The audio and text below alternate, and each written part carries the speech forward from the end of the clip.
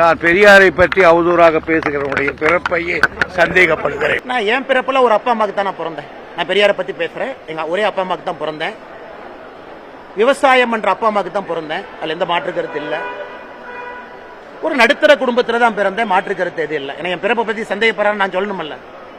கிராமத்துல தான் பிறந்தேன். அதுலயும் சந்தேகம் இல்லை. இதுவரை ஊழல் எங்கேயும் பண்ணதில்லை. அதுலயும் சந்தேகம் இல்லை. வீட்டுக்கு என்போர்ஸ்மெண்ட் டைரக்டரேட் வந்து கடப்பாறை எடுத்துட்டு வந்து ரைடு பண்ணல. அதுலயும் சந்தேகம் இல்லை.